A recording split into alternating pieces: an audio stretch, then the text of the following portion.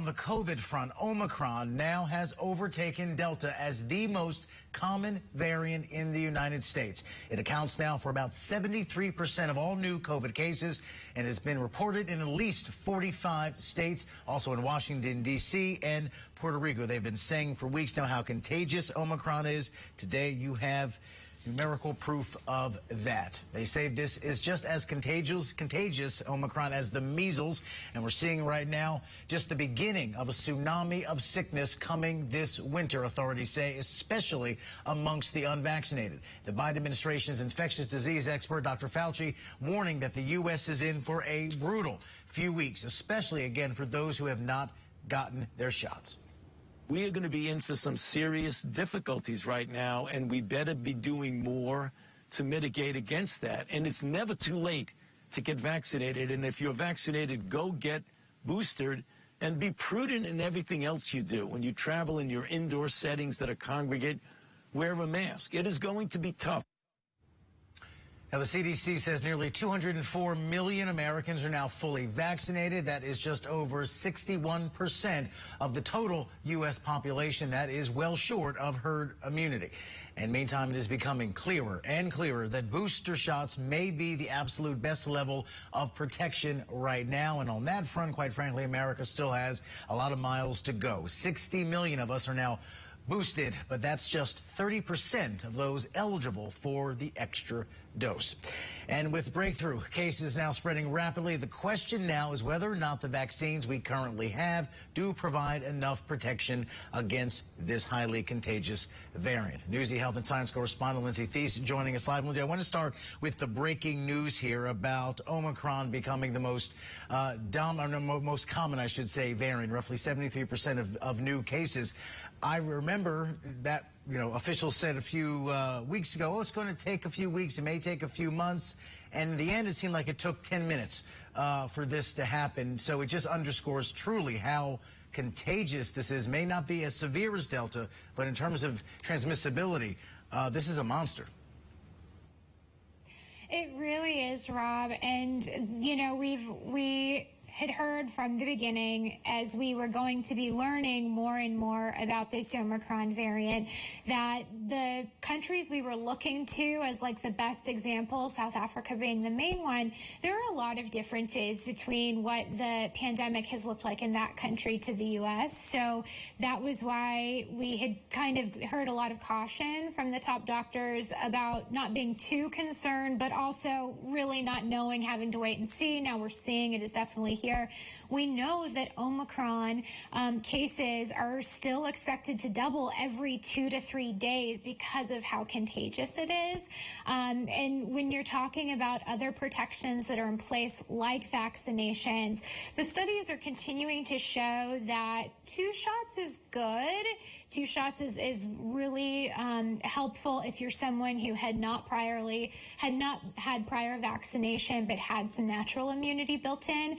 But if you're someone who has had 2 shots, hasn't otherwise been sick with COVID, and you're 6 months out, you really need a booster. We're continuing to see those. I think one of the latest studies I saw today was that someone who's fully vaccinated but hasn't been boosted and is 6 months out of that initial 2-shot dose, your chances of catching COVID are 3 times higher. And of course, as we've seen time and time again, for those who are unvaccinated, your chances are really, really dire. And it's hard as Omicron continues to grow, Rob. Absolutely. And that is one of the main narratives right now. Get the booster. Get the booster. We're slowly kind of, I think, changing the definition of fully vaccinated. And of course, this couldn't happen at a worse time. We are right now a few days away from Christmas. People are traveling. The numbers are a lot higher than they certainly were last year. So folks are getting out there. They're not letting this stop them. Millions of Americans. And at issue in all of this is the testing issue, because folks are saying, or authorities are saying, if you're going to travel, well, at least get tested so you know that you're not a threat to those at the family dinner or on the plane or what have you. But now we're dealing with, in some parts, we don't have enough at-home rapid tests to meet the demand. Yeah, and there's a lot of context to this, but really when you look at it, there has been this big up and down with the supply and demand of rapid tests, especially at-home tests. that, quite frankly, we haven't gotten right yet in the United States. There was a case drop last spring, and over the summer, manufacturers really kind of bet against that need for testing. You may remember this summer, Abbott notably destroyed several batches of their rapid tests then, and they would definitely come in handy now. And then you put into the context that there was a testing shortage in September and October of this year, as many were beginning to do some sort of return to the office, and some employers were requiring it. So, you know, there's that context, plus what we're seeing now with Omicron and people, you know, wanting to get tested more because of travel. And so what we're seeing in places like New York, which is really seeing this huge surge right now because of Omicron, and other cases, of course, still from Delta and this winter surge, you have people who are waiting for hours in line, and many of whom we've spoke to say that it has been really challenging, if not impossible, to find a test that they can take at home at a drugstore near them. Take a listen.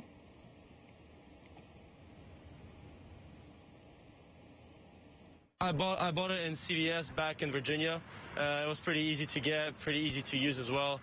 People shouldn't be waiting on 25-degree weather in a line like this I've been here for, at this point, almost 2 hours. So, you know, people should be able to stay safe, especially if you're sick. You shouldn't be waiting outside like this.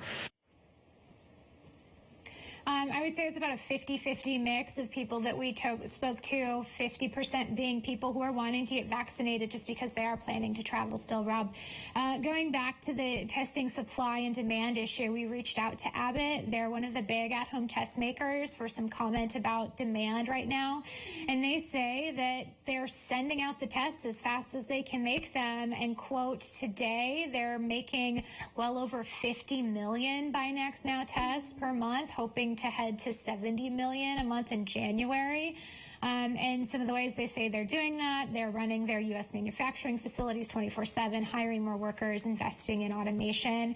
When you talk about, again, the fact that Omicron cases are doubling every 2 to 3 days, and testing is really so crucial to trying to slow any type of spread, those tests are gravely needed right now.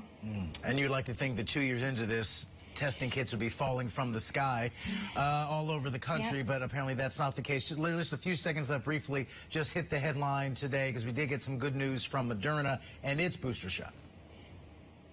Yeah, I'd love to end on good news. So the top line from Moderna is that the booster shot from them will bring your antibody levels back up. It'll have about a 37-fold increase, as opposed to just having those 2 initial doses of being fully vaccinated. Rob, back to you.